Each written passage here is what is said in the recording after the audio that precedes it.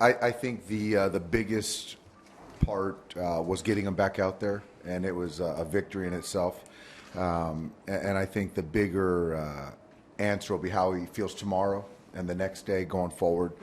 But to see Ryu take the mound tonight was great, and obviously, results withstanding, we would hope for more and better. But to get him through, 5 innings, it was, there were some good things. There really was. I thought that, up until that, that fifth inning where I thought he ran out of gas a little bit, the velocity started to dip.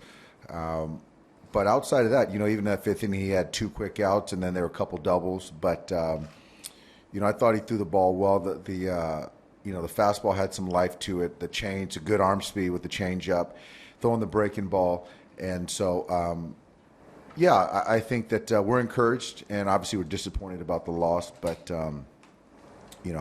let's wait and see how he feels tomorrow. But if he responds, with normal soreness, that'd be a good thing. In his rehab outings, velocity was a topic of conversation. How much were you paying attention to his velocity tonight throughout? Yeah, you know what? I think that through 4 innings, the velocity was where it needed to be.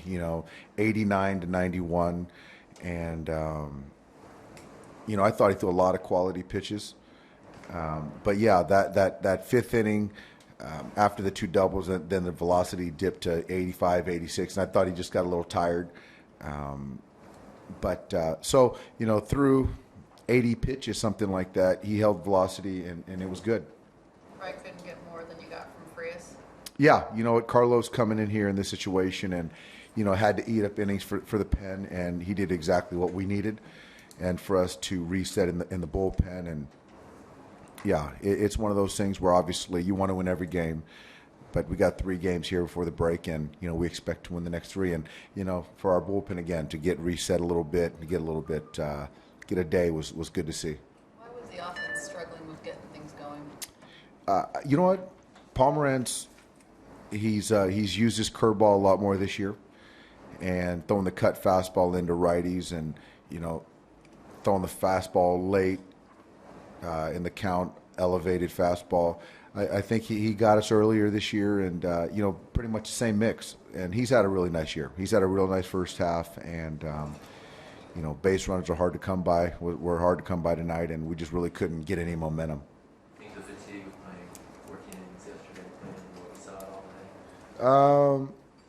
That might have had something to do with it, but we've played extra inning games before. All these guys have, and I think you got to give credit to Pomerantz. At what point do you guys expect Ryu will be able to hold his velocity beyond that sort of point where he starts to fatigue? Yeah, you know what? That's the thing, is that this is the first time he's gone through this shoulder surgery, and obviously it was a long road for him to come back. And so that's something that, we're really mindful of. And I think it's, until we can sustain, start after start and get some length and continue to increase his pitch count, I think it's an unknown for him, for us. And, it's kind of a, every start we'll see how, we'll just keep a mindful eye on it, a watchful eye on it. Is that a difficult thing, being an unknown? You're trying to win baseball games. It is. And obviously we talked about starters and length. But the number one thing is, he's back, and we do got to be, there's really concern or thoughtfulness behind his health, being number one. And so, I think that, his next start, we're going to continue to watch it, and hopefully, at this 80 pitch mark, it's noted that the velocity dipped, and then we'll kind of see how he goes from there. When guys come back from elbow, Tommy John, you know what you're getting. With shoulder, it's sometimes a mystery. Do you feel that they'll have to reinvent it all, or do you think he can be what he was? Well, I think that the arm speed, the repeatability of the mechanics was really good and has been good. His feel for pitching still there.